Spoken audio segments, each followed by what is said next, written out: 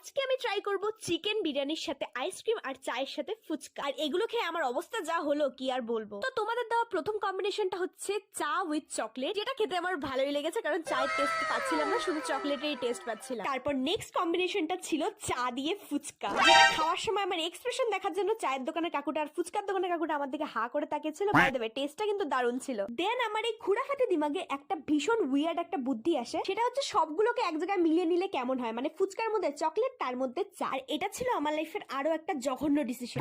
খাওয়ার পর আমি বুঝতে পারলাম এটা টেস্ট ছিল অতীব জঘন্য। এটা ফেলে দেবো না গিলবো সেটাই বুঝতে পারছিলাম না। যাকগে, আমাদের লাস্ট কম্বিনেশন বিরিয়ানি দিয়ে আইসক্রিম। দাঁড়াও, এই জঘন্য পদার্থগুলি খাওয়ার আগে একটু নর্মাল বিরিয়ানি খেয়ে নি। উফ, too good. By the way guys, अभी वो घड़ी आ चुकी है जब हम ट्राई करने वाले हैं बिरयानी के साथ आइसक्रीम। এই দুটোকে একসাথে মেলানোর পর অনেকটা পায়েস পায়েস লাগছিল। এখন খেয়ে দেখি। যদি তোমরা বেশি তাড়াতাড়ি মরতে না চাও তাহলে এটা ভুলেও খেও না, নয়তো অনেক তাড়াতাড়ি মারা যাবে। চ্যালেঞ্জ শেষ, সাবস্ক্রাইবটা